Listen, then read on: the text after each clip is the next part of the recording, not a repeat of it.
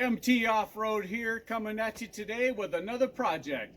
Something a little different from the razors, and don't worry, I still got the razors, still got lots of work to do on those, and just enjoying them the way they are.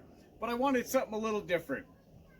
So today, I got this 1986 Toyota 4Runner. You know, originally wanted to pick up like a wintertime little beater because pretty cold in the razor with no full cab or heater and anything in it. So I picked up this 4Runner, 1986 Toyota 4Runner, 22R, 4-cylinder, 5-speed tranny, just a typical setup. Ended up picking this thing up for basically free. Sold a bunch of stuff I had sitting around in the garage in the backyard and paid enough money to pick this thing up. Got it for 1,100 bucks. Runs, drives, got excellent tires on it. 4-wheel drive works good. Super excited to get working on this thing. I've been driving it around as a daily driver. So let's check this thing out. All right, as I said, 86 Toyota 4Runner, 22R 5-speed.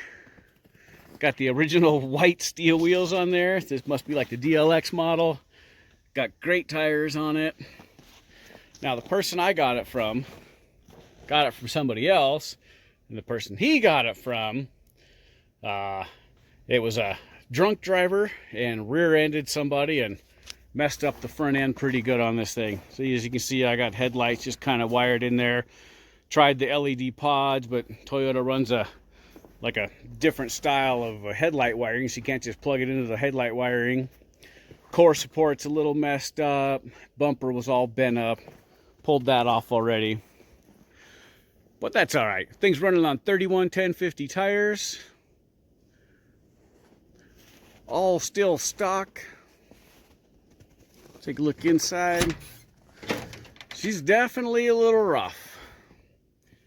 I pulled the door panels off because they were a poor homemade setup.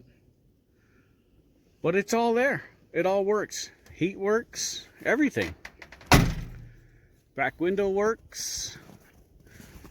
Had to pull the switch off and clean that up.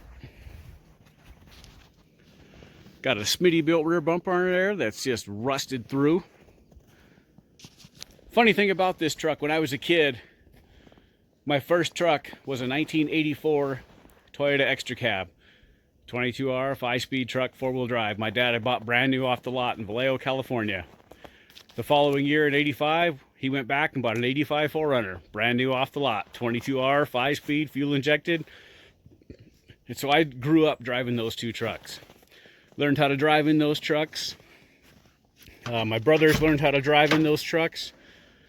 We all took our driver's test in that 85 4Runner. And here we are now. I got an 86. And my youngest son is still at home. He's wanting to learn on mechanics. And here we are with an 86 Toyota 4Runner that he's learning on and going to learn to drive on. I'll pop the hood and show you what's under the hood. There we are, the infamous 22R RE fuel injected. Got the cardboard in front of the radiator, as it's been sub-zero temps here lately, and that's the only way to get anything warm. Had to put a new radiator in it after the accident. The radiator was all smashed in and cut and leaking. Got a radiator off Amazon, new cap, works excellent. Put a new block heater in it because it wasn't starting too well in the cold. And I'm learning as we go here. As it turns out, I'm missing my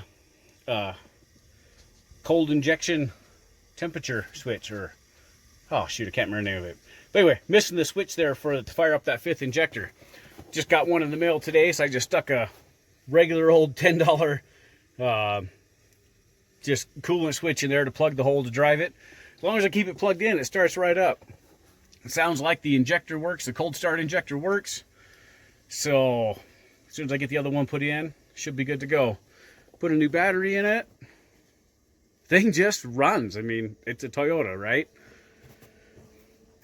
7.5-inch front IFS, 410 gears. Nothing special. Bone stock. You know, after they got in the accident, both fenders got pushed back a little bit, and then instead of loosening them up, they just opened up the doors until it smashed the fenders enough in to actually open up the doors to get in. So pretty sad. Seems like body parts are a little hard to come by for this thing. Go back inside here. But got the back seat, no headrest, missing a latch on that side to click the seat in. Definitely needs some love. But all in all, I'm pretty happy. Paid $1,100 for the 4runner. I think I'm going to call it the 4runner, being I sold enough stuff that it's actually free to me. Like I said, 410 gears. Got a project plan with this. Buddy of mine just picked up a 67 Scout 800. Him and his kid are working on that. So we are, check out his channel, MT Binder. I'll put a link to his channel in the description on this. We are going to get these things going, budget-wise. And we're going to take these both up on an overnight excursion up on the Morrison Jeep Trail in northern Wyoming. If you haven't seen my videos on the Morrison Jeep Trail, check those out and you'll see what that trail looks like. And we are definitely going to be in for an adventure. Pushing 11,000 feet elevation, grizzly bear territory, tight switchbacks. Ought to be a whole heck of a lot of fun. So stay tuned on the Toyota build. I'll be putting a link to the description on that binder build on there. And we are going to put this binder and this 4runner to the test. And we're just going to have some budget build and have some fun with some basically stock rigs. Because you can do a whole lot with just stock. And we're going to prove it. Enjoy. See you out on the trail. One more thing is kind of a unique feature on this. Have this Northwest 14-gallon auxiliary tank here above the spare tire. All in there, plumbed into the factory fuel tank for an extra 14 gallons. It smells a little like varnish. I need to drop that out. Man, I know nothing on these tanks or the history of them, but I think I'm going to be pulling the spare tire out and putting that on a rear tire carrier or in the back of the truck.